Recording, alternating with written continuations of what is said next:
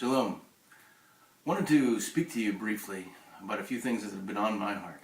A lot of people have been contacting me and asking me what I thought about the situations that are developing in the Middle East and have been over the course of, goodness, the last year or so. I, like everyone else, have my own opinions. Some of mine are based on, I'd say, educated guesses, based on historical precedent, cultural understanding, and my contacts within the security establishment, both private and regular army. I've received countless emails asking, Dove, can you explain what you think about the threat analysis with Iran or the global jihad or the so-called Arab Spring? And basically, what's your take on what's going on in the Middle East? I'm not a naysayer, nor am I the guy who's going to try and predict the future, because nobody can. But there's one thing that I know for sure. Israel is going to affect you. Whether you love her, whether you are indifferent to her, or whether you're a hater. Haters are going to hate. Israel is going to affect you. The one thing that needs to be made clear is indifference and ignorance, it's not going to work. It's not going to work. People are going to need to take a stand based on the information that they have access to and choose sides. First, let me talk about Iran. Iran presents a very real and concrete existential threat to Israel.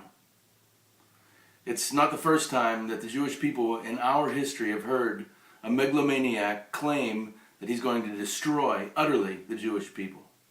Those who make such claims usually do their best to follow through.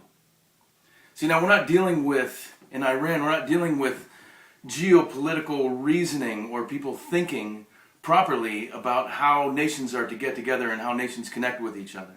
We're talking about a jihadist, violent ideology that is in the very core of the Iranian Revolution.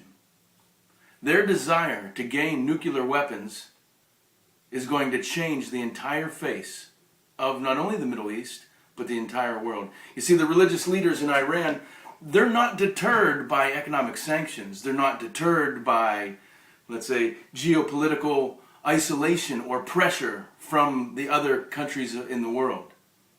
They know that once they cross that Rubicon of having nuclear capability, that it is a global, game-changing event.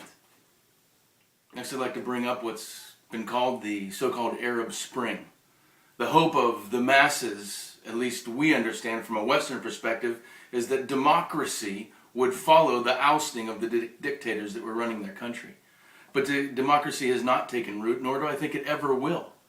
Although we hope it will, I don't think it ever will. What in fact has happened, it's left a vacuum, both a political and an ideological vacuum, that the global forces of jihad that have been waiting on the side have moved in and begun to fill with their not just Western, anti-civilization rhetoric and beliefs. This is very dangerous.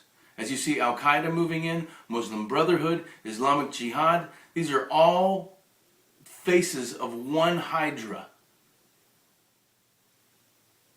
How you get your information about what's going on in the Middle East is very important. The Western media in particular thrives on uncertainty and chaos. They have a narcotic that they peddle to anyone that would receive it. And that narcotic is fear, and the world is addicted to it. People thrive on fear. I don't know what the appeal is, but it may be something in our nature.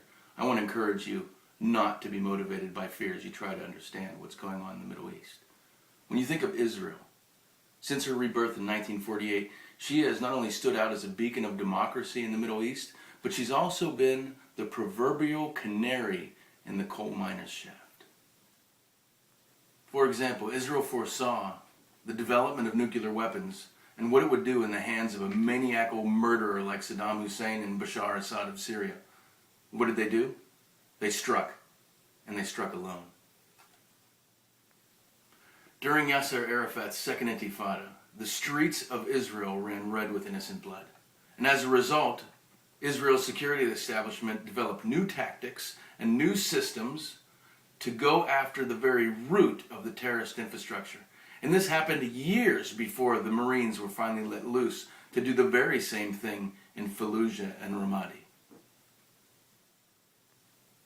Before the hydra of global jihad has struck any American or European cities, Israel's been fighting.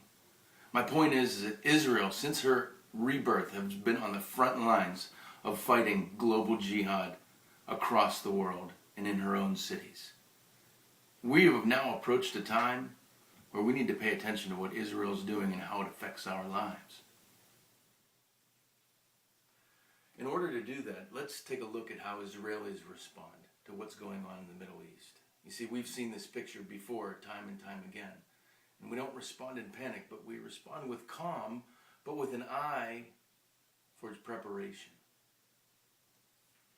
See, there's this underlying faith that throughout history God has been in control. He says himself that I don't sleep and I don't slumber, but I'm always keeping an eye on Israel, the Jewish people, and Jerusalem in particular. Another idea is, let's take a look at what media sources you're viewing. If it's CNN or PBS or your regular local news anchor, I might suggest a change maybe in order. And if you're looking for more information, concrete information on what's going on the ground in Israel and in the Middle East, just contact me at dove@mbki.org. I'd be glad to send you some links to the news sites that I read, that I view on a daily basis to keep myself informed. Listen, whether you're Jew or Gentile, we're really the only friends that Israel has left in this world. The time has come for all of us to come together, to make our voices heard, to pray, to daven, to do whatever is necessary to stand with Israel in these very trying times. Well, I want to thank you, and I hope this answered the questions of those of you who have been sending me emails, and wish you a happy Sukkot, and God bless you.